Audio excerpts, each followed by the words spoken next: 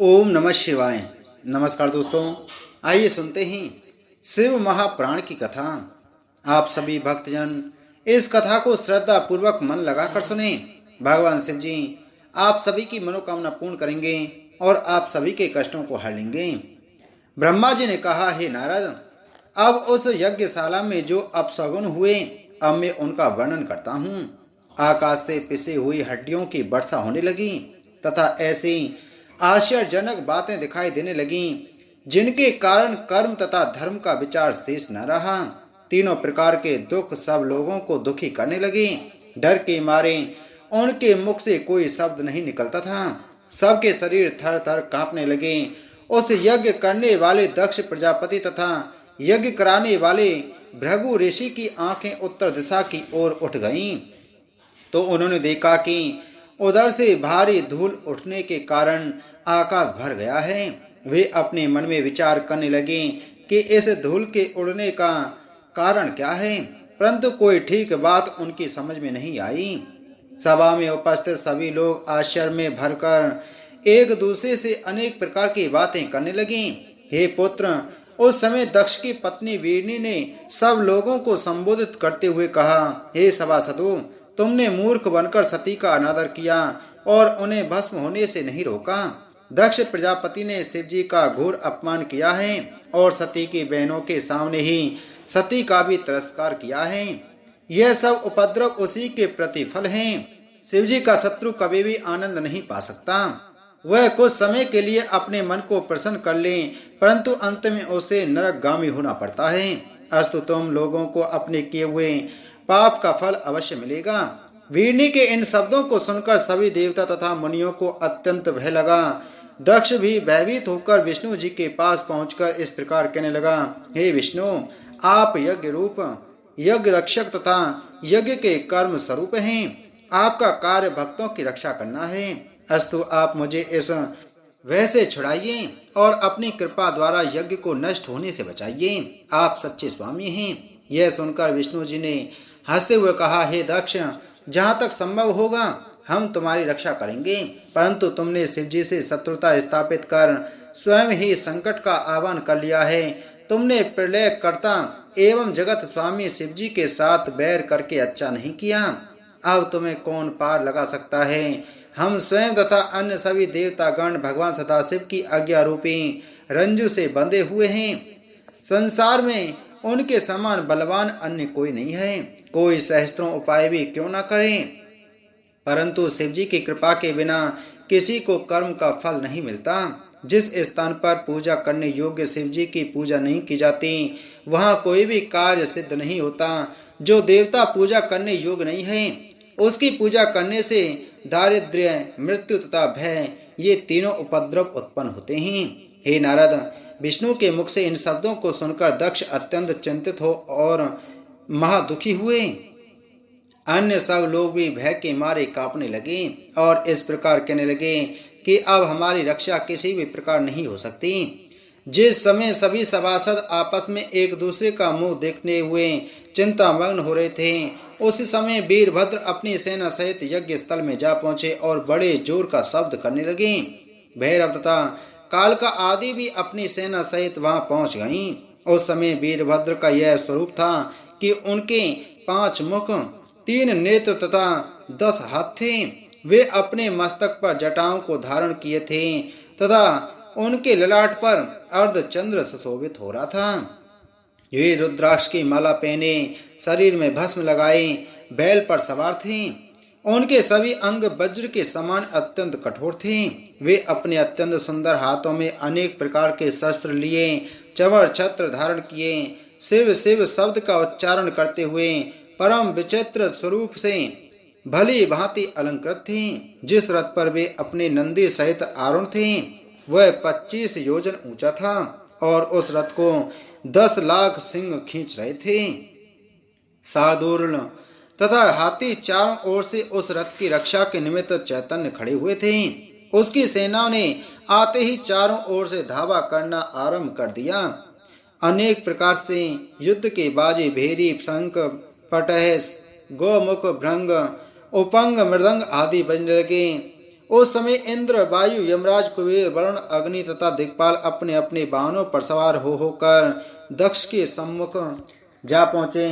दक्ष ने उन सबसे कहा, हे दिक्पालों, मैंने इस यज्ञ को केवल तुम्हारे ही बल पर किया था, अतः तुम सब मेरी रक्षा और सहायता करो। इस प्रकार सब देवताओं से कहने के उपरांत दक्ष प्रजापति ने विष्णु जी के चरणों पर अपने मस्तक को रखते हुए कहा, हे प्रभु, आप संसार के रक्षक एवं शुभ कर्मों के साक्षी हैं। आपकी कृपा से संसार का पालन होता है, अतः आपको मेरे यज्ञ की रक्षा करनी चाहिए। यह सुनकर विष्णु जी ने उत्तर दिया, हे दक्ष, जहाँ तक हमारा अधिकार है और जहाँ तक हम में शक्ति है, वहां तक हम तुम्हारे यज्ञ की रक्षा अवश्य करेंगे, परंतु तुम्हारे कर्मों का स्मरण कर हमारी बुद्धि को आश्चर्य हो रहा है। ब्रह्म स्वरूप शिव जी के क्रोध से तुम्हारी कौन रक्षा कर सकता है? अस्तु, उस शिव नामधारी ईश्वर से विरोध कर कभी हित साधन नहीं हो सकता। वे शिव जी तीनों गुणों से युक्त होने पर भी परम पवित्र हैं, अतः उचित है कि तुम उन्हीं शिव जी की शरण में जाओ, जिससे तुम्हारा यह यज्ञ संपन्न हो सके। इस प्रकार दक्ष और विष्णु से बातें हो रही थीं कि वीरभद्र की सेना चारों ओर इस प्रकार घिर आई, मानो कोई समुद्र घिर घिर कर आकाश की ओर बढ़ रहा हो। उस सेना के सेनापतियों ने दक्ष तथा विष्णु जी को ब्रह्म ज्ञान व ज्ञान की बातें करते हुए सुना तो वे हंस पड़े। उस समय गणों को युद्ध करने के लिए उधर देखकर इंद्र ने अपना वज्र उठा लिया और यह इच्छा की कि मैं शिवगणों से युद्ध करूं। इंद्र युद्ध करने के लिए सामने आए। शिवजी के गण हर हर का घोष करते हुए उनके सम्मुख जा पहुंचे। ब्रह्मा जी बोले, हे नारद, इंद्र की सेना शिवगणों से युद्ध करने लगी। उस युद्ध में असी, शूल, तोमर, बाण, पटिसा आदि अस्त्र शस्त्रों का प्रयोग होने लगा। भेरी, शंख, मृदंग, टप, दुदुम्बी, पटह, निशान तथा डिम डिम आदि प्रसिद्ध रणवादों की ध्वनि चारों ओर गूंजने लगी। सभी योद्धा उस युद्ध में अपनी वीरता का अधिकाधिक प्रदर्शन करने लगे। जिस समय शिवगणों ने अपनी वीरता को प्रकट किया, उस समय इंद्र की सेना को पराजित होते हुए देखकर भृगु ऋषि ने उच्चाटन मंत्र का जप करके वीरभद्र की सेना को अशक्त बना दिया। तब इंद्र की सेना ने उन्हें अत्यंत दुखी करके सहस्त्रों योद्धाओं को जान से मार डाला।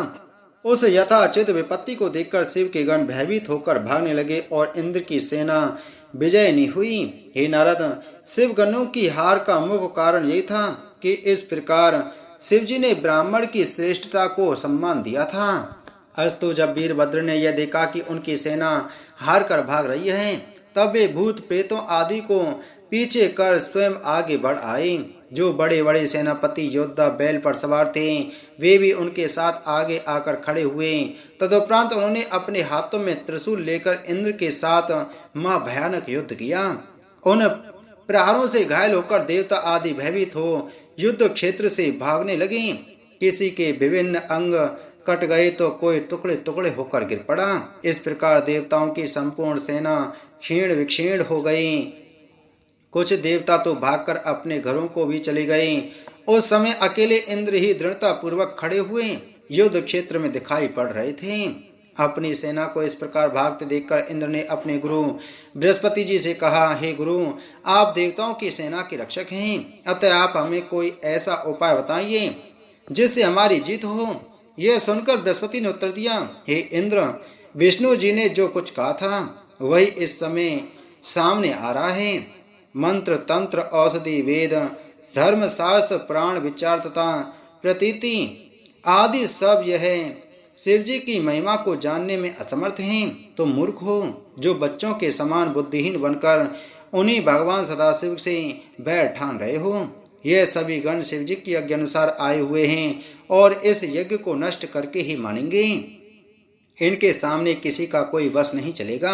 हे नारद, शिव जी के मुख से यह वचन सुनकर इंद्र सहित सभी देवताओं को बड़ी चिंता हुई। उसी समय वीरभद्र ने उन सबको संबोधित करके कहा, हे देवताओं, तुम्हारी सभी बातें बच्चों के समान बुद्धिहीनता की सूचक एवं व्यर्थ किसी हैं। तुम लोग सार वस्तु को नहीं पहचान पाते। अस्तु, इस यज्ञ में जो जो देवता भाग लेने के लिए आए हैं, वे सब मेरे समीप आकर यज्ञ का भाग ले जाएं। यह कहकर वीरभद्र ने एक बार फिर इंद्र, अग्नि, कुबेर, वरुण, सूर्य, चंद्र आदि देवताओं को संबोधित करते हुए कहा, हे देवताओं, तुम सब मेरे समीप आकर अपना अपना भाग ले जाओ।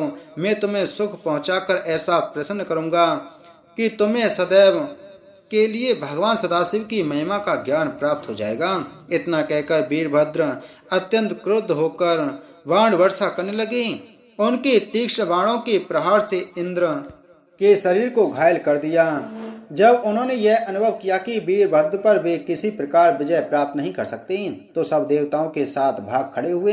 हे नारद, यह दृश्य देखकर सब ऋषि मुनि अत्यंत भयभीत हो विष्णु की शरण में गए और उन्हें प्रणाम करके इस प्रकार कहने लगे, हे प्रभु, हम सब आपकी शरण में आए हैं, अस्तु आप दयालु होकर हमारी रक्षा करें। उन ऋषि मुनियों की प्रार्थना को सुनकर श्री विष्णु भी अपने अस्त्र शस्त्र लेकर युद्ध करने की इच्छा से वीरभद्र के सम्मुख जा खड़े हुए। जब वीरभद्र ने अपने सामने खड़े हुए विष्णु जी को देखा तो उन्हें पुकारते हुए इस प्रकार कहा, हे विष्णु, तुम यहाँ किस लिए आए हो? तुम दक्ष के रक्षक बनकर अपने तेज तथा प्रकाश को नष्ट कर देने पर क्यों तुले हुए हो? तुमने सबसे बड़ी गलती तो यह की कि इंद्र को साथ लेकर इस यज्ञ में अपना भाग ग्रहण करने के लिए चले आए। अब यदि तुम युद्ध करने के लिए आए हो तो यह भी स्मरण रखो कि शिव जी की जैसी आज्ञा है उसी प्रकार मैं तुम्हें भी अच्छी तरह तृप्त कर दूंगा। हे नारद, वीरभद्र के मुख से निकले हुए इन शब्दों को सुनकर विष्णु जी ने हंसते हुए उत्तर दिया, हे वीरभद्र, तुम शिव जी के गण हो और उन्हीं के द्वारा उत्पन्न होने के कारण पूजा किए जाने के योग्य हो। मैं शिव जी को त्याग कर दक्ष की रक्षा के निमित्त यहाँ जिस लिए आया हूँ वह वृतांत तुमसे कहता हूँ। दक्ष मेरे परम भक्त हैं और उन्होंने मेरी बड़ी सेवा की है। जब उन्होंने मुझे यहाँ आने का निमंत्रण दिया तो उनकी भक्ति के वशीभूत होकर मैं यहाँ चला आया, क्योंकि मैं सदैव अपने भक्तों के अधीन रहता हूँ। अब मैं तुम्हें अपनी शक्ति द्वारा इस स्थान से हटाने का प्रयत्न करूंगा, इसलिए तुम्हें भी उचित है कि तुम जिस कार्य के लिए यहाँ आए हो उसे संपन्न करो। जब तक तुम मुझे पराजित नहीं कर देते तब तक यज्ञ के समीप नहीं पहुंच पाओगे। हे नारद, यह सुनकर वीरभद्र ने सहिष्णु बनकर हंसते हुए कहा, हे विष्णु, आप में और शिव जी में कोई भेद नहीं है, अस्तु मैं तो आप दोनों का ही सेवक हूँ। जो मनुष्य आप में और शिव जी में भेद समझते हैं उन्हें घोर दुख उठाना पड़ता है। फिर भी मैं आपको यह बता देना चाहता हूँ कि मुझे भगवान सदाशिव की आज्ञा का पालन करना है, अस्तु यदि मैं आपको कोई कष्ट पहुँचाऊंगा तो उसमें मेरा कोई दोष नहीं होगा। आप जानबूझकर भी अपने लोक को लौट कर नहीं गए और यहाँ मुझसे युद्ध करने के निमित्त प्रस्तुत हो गए हैं। अतः आप स्वयं ही मुझे यह बताएं कि इस समय मुझे क्या करना उचित है। यह सुनकर विष्णु जी बोले, हे वीरभद्र, तुम निश्चिंत होकर हमारे साथ युद्ध करो। इस युद्ध में तुम अवश्य ही विजयी होंगे। जब हम तुम्हारी चोट से घायल होकर अपने लोक को लौट जाएं, उस समय तुम जो उचित समझो वह करना। यह सुनकर वीरभद्र ने अपने हथियार उठा लिए।